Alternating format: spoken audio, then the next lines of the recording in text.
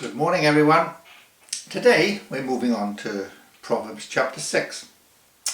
If you've read through already, you'll have probably noted four kind of distinct sections in this chapter.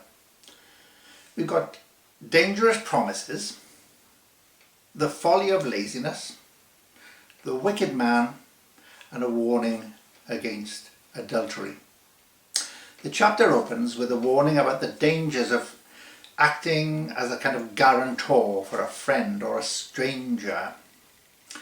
Only a few days ago I was told of a relative who was caught out by a so-called best friend who approached him to help with the hire of a car. The cousin's credit card had been cancelled for some reason, and he asked if his relative would use his credit card as a surety to temporarily hire a car, and he would make the hire payments. However, the so-called friend broke the hire agreement, and the trusting friend found a bill for £1,500 on his card that he ended up having to pay.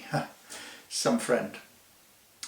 Give no sleep to your eyes, says Solomon, nor slumber to your eyelids. Deliver yourself like a gazelle from the hand of the hunter, and like a bird from the hand of the fowler.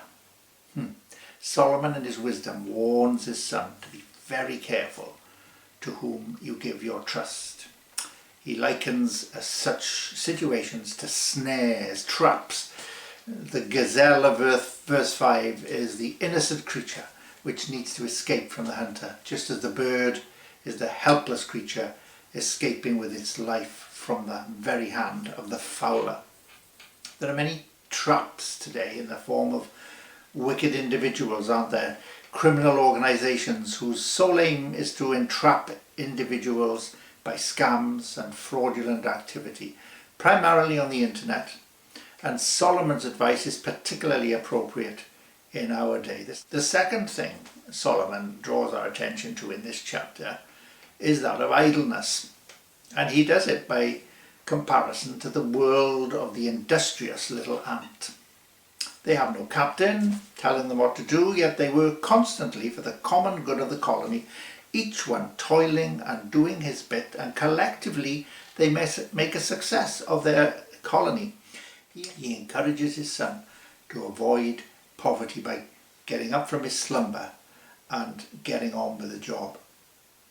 The third thing Solomon draws our attention to is the wicked man. Now he lists a series of characteristics which quite frankly are an abominable description of a person.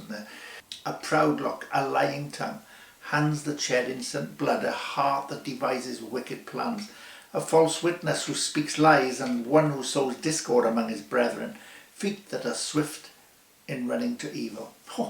Sounds like a pretty unpleasant character, doesn't it? No wonder Solomon describes him as the wicked man and warns his son against any or all of those particular character flaws within oneself.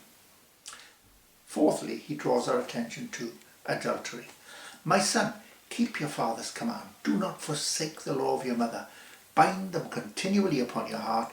Tie them around your neck. When you roam, they will lead you. When you sleep, they will keep you. Here again, Solomon encourages obedience. Listen to and obey your father and mother's commands, he says. Be wise and listen. And he uses that lovely phrase, bind them or tie them around your neck. Wear them. Demonstrate wisdom in your life. Wear it around your neck proudly like a colourful scarf. Be proud to wear wisdom as a bright neckerchief. Wisdom of your elders will lead you and keep you safe. And here, as in chapter 5, there's a warning about the dangers of sexual immorality in the form of adultery, which is the final thing this chapter deals with. Whoever commits adultery, says verse 32, lacks understanding. He who does so destroys his own soul. So, in this chapter, a number of lessons for us.